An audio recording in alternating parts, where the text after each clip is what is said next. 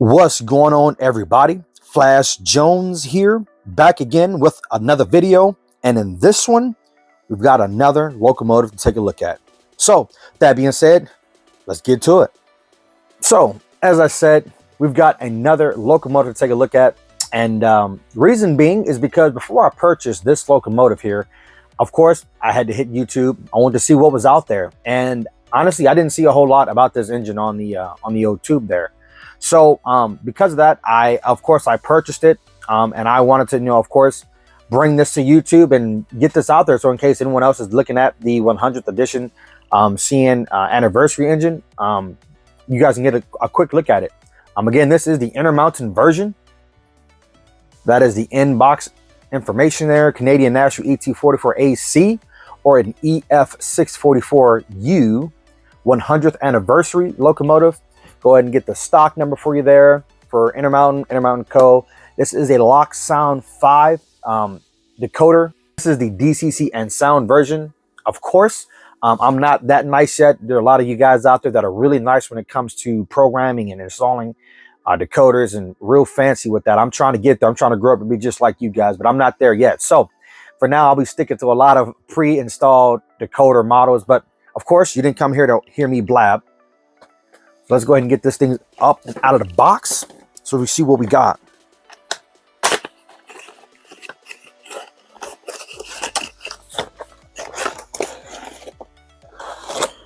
Oh, okay, I guess there's a sleeve that's supposed to be on the engine. So I would imagine that it should have been something like this. Inside there, my guess is it should have came out something like that, and then of course you get it, slide that outer sleeve off, you set that over, and then you'd have your model. And it's got this is interesting. It's got a kind of a three-part shell, if you will. Got one piece that comes off there on the end. You got some detail parts here up inside. I'm not sure exactly what all this is about, but you get some details here. And then on the back side, and we just had a part come off, there's another plastic piece. Now we just had a piece come off here, and you may, let me see, looks like it's a bearing cap. Let me see if I can't get it picked up here. What is that?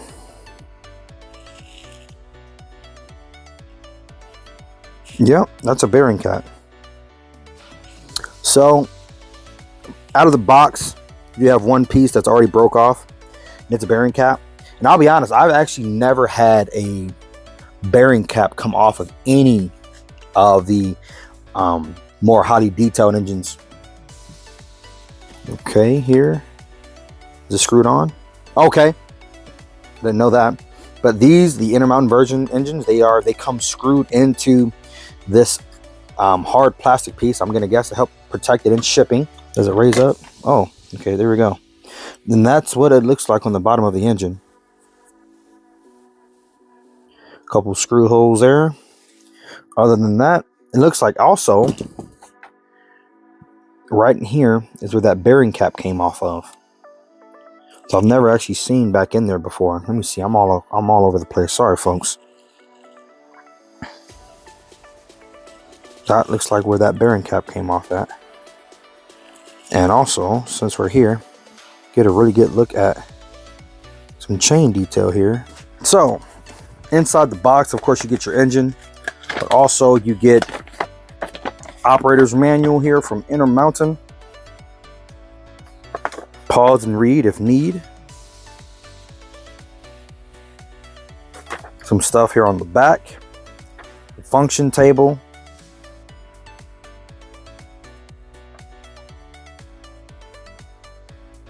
You got two more sheets here about stuff. You get quite a bit here.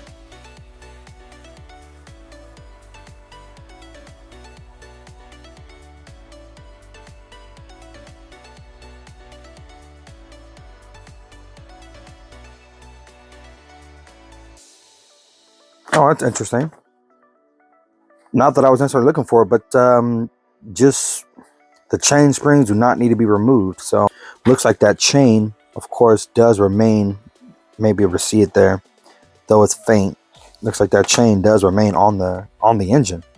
So that's a really good touch by them. I've heard about that with some manufacturers going to doing that with having a real chain. That's just not. It is a really nice touch. But of course, we're able to get it to remain on the engine.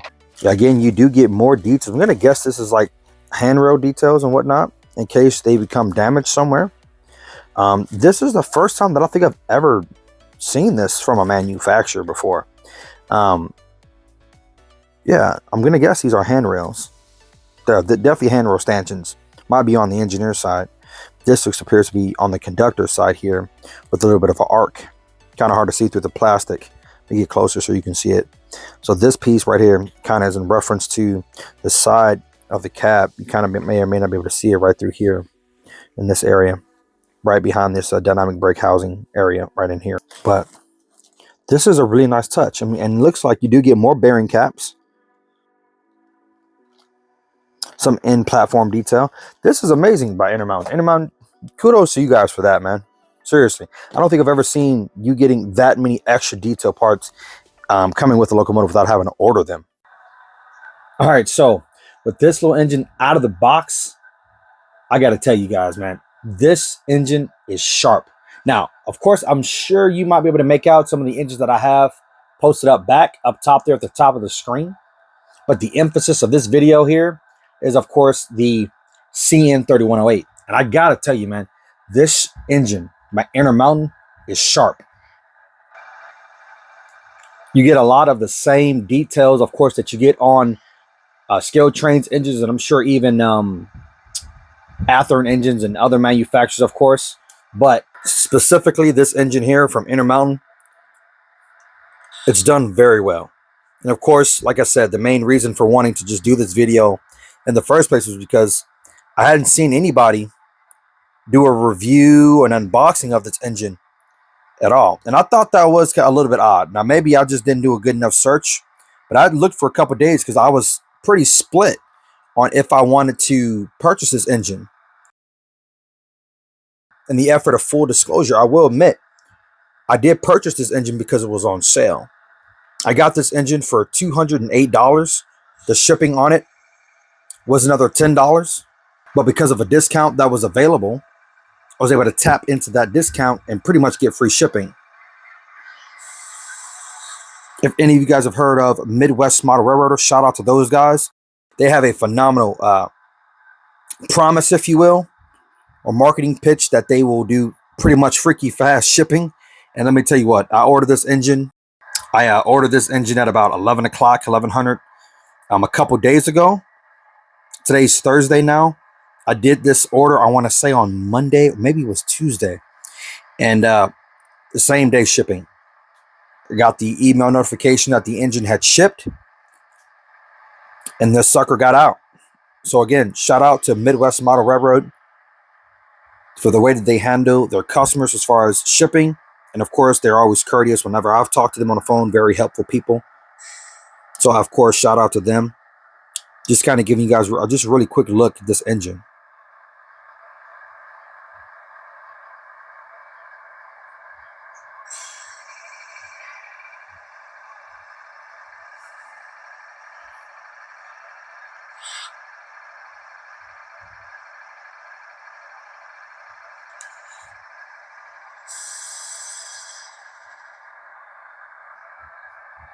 Look inside the cab a little bit there if we can, without it getting a little janky.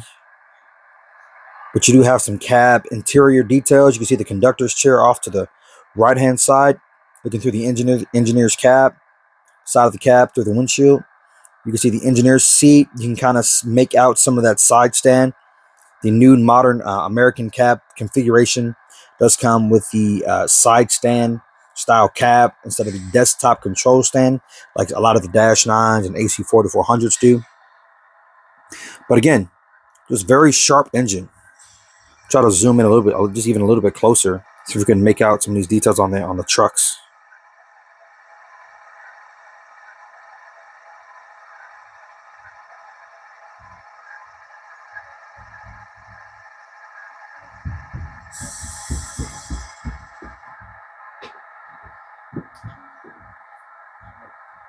So even looking at the very back end of the engine, of course, you have the MU marker light that is specific, I believe, to solely CN. Maybe even CP might do something like that too.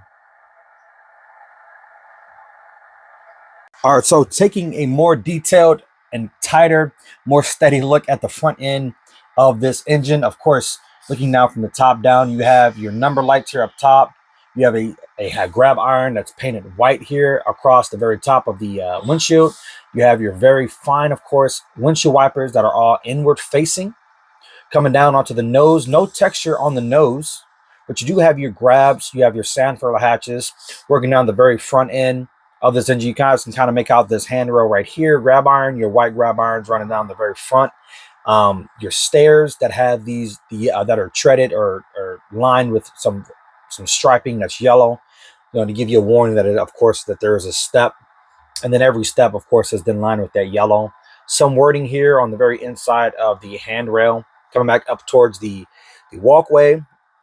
A little bit of texture right here. I'm sure you might be able to make some of that out. I know you can see that with the coupler jumping as I go across the stippling there. There is some texture there for guys in case you are walking up there that you don't slip when it's wet. Of course, more grabs running up and down the very front end of the engine to run up to the nose. That's CN for Canadian National branding across the very front. You do get I believe that's either a plus, like a healthcare style sign, like, first aid kit type of thing, or a fire extinguisher within. Coming down a little further, of course, you have that end of train light, red light to mark the end of the train, your ditch lights. Oh, of course, I forgot about the headlight there. Should have a headlight in case I missed that. Down a little further, MU cables. You have your MU actuating main res and independent line. Of course, your coupler with the magnetic glad hand of KD. Gotta love KDs. Coupler uncut lever. That's kind of tucked in right here. You guys can make that out. And then, of course, if this motor was MU'd, you would see this yellow cord be plugged into the red for hot instead of the dummy coupler or the dummy plug for when a motor is in single unit operations. All right, looking at the very front quarter of the conductor side of the cab, top down again, just the angled top side of the engine. Give it some aerodynamics. Sunshade, got your tinted windows. It's very nice. You can kind of still see in a little bit, but it is dark. Got your conductor's mirror here, 3108 EF644A. I'm sure probably wrong on that letter, but can't make out that one with my own eye. But it's EF644 something. Anyhow, you have your doors here. I believe those might be the battery boxes here on the conductor side. I'm not 100% on that. Those of you who model CN might know. You might know a little bit better than me. Excuse me.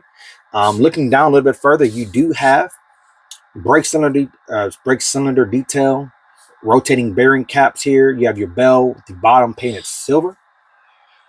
Moving down a little bit here. Right here, you have your dynamic brake housing with 2 doors or 2 windows or 2 vents, I should say. You have a grab iron. Let me give you a little angle right here at the tippity top of the engine. You have a grab iron right up top for those running the tops of engines, doing a little subway surfing. More texture on the walkway. You should be able to make that out as the camera's got a pretty straight on angle. You should be able to see that stippling pattern there. Again, sharp paint detail by InterMountain. Coming down, you got your 5,500 gallon tank. Got your 100 CN. Now the camera is making it seem like the red is faded or that it's dusty. With my own eyes, I'm not seeing any dust. Now, maybe this camera is just very good at picking up details, but I am not seeing it with my own eyes. Nevertheless, 5,500 gallon tank, sight fuel hatch, red fuel shut off. Let me back them up a little bit so you can see what I see. Emergency fuel shut off. Your fuel hatch or your fuel sight glass there, so you guys can see this chain. This is real chain. This is all moving on its own. This is all independent, and so I don't want to mess with it obviously too much, but you do have, you have some chain detail, and on the prototype this is all chain. When you crank the handbrake that you see that's right above, there's typically a button here. You can press the button for it to manually turn to tighten, so that it will be applied, and a button you can press that'll automatically release the handbrake. And then in the release position, it's got slack and it looks loose. In the tighten or fasten position, the handbrake is taut and it's almost on a straight line going pretty much from, as you guys can see, this piston, it's almost a straight line back up under the side, the walkway of the engine, the platform, and it just tightens so that there's a handbrake on the engine, just like an e-brake in your car. So looking at the very side straight on, you guys can kind of make out that X bracing there inside of the radiator section of the engine. Of course, you have your pretty much at this point what's everyone knows a tier 4 by is the 4 radiator vents, if you will, that kind of signifies that this is a tier 4 engine. Just to give you a quick example, this is a Dash 9, one of my favorite engines. This is a Santa Fe war bonnet. Looking at the radiator section, notice it only has 2 fan grills. Okay, let's take a look at the Flying J, or the EJ&E version, heritage version of the CN fleet, the 3023. Notice it is a tier 4. It's got those 4 vents for the radiator section. Also, let's go way back in time. Let's take a look at the GE demonstrator version of the tier 4. You also can tell that it itself has those 4 sections for vents for the radiator section. And then finally, again, to cap it off, take a look at this here BNSF AC 4400 5632. And now take a look at the back end. Notice the rear end, the radiator section has, again, 2 distinctive vents for the radiator section. So I've shown you, of course, the CN 3108, the 100th edition. I've shown you a Dash 9, the EJ&E, and this nice bright orange with 4 sections for the radiator. Again, going back probably to, I would say, maybe 2018, when they began to release the tier 4s as demonstrators. You have 4 sections of the radiator, and going back to just after the GE Dash 9 was released, you have the AC 4400 that also has just 2 sections for the radiator.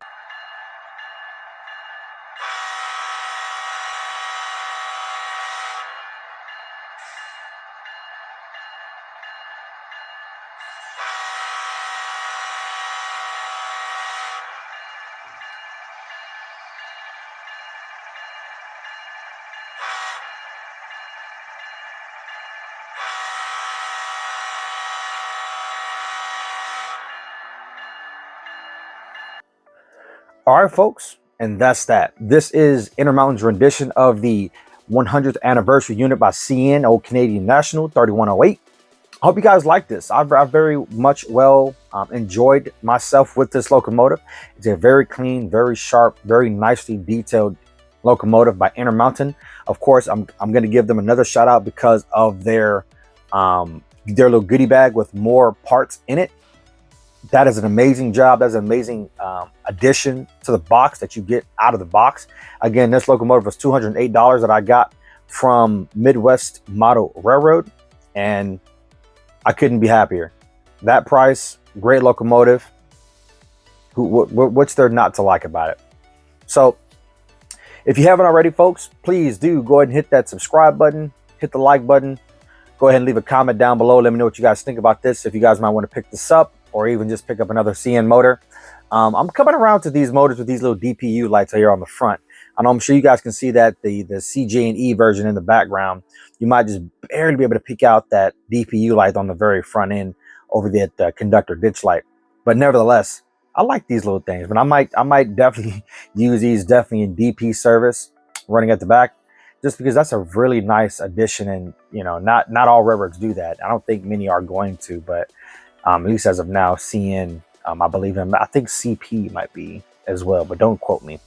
But of course, don't forget also to follow me over there on the old Instagram at FlashJonesTrains for little sneak peeks, get a little insights on what it is that I'm doing behind the scenes, where things are not being posted up on the old tube here. And till next time, everybody, be blessed, stay safe, and of course, keep it on the rails. All right. Flash Jones here. I'm out. Peace.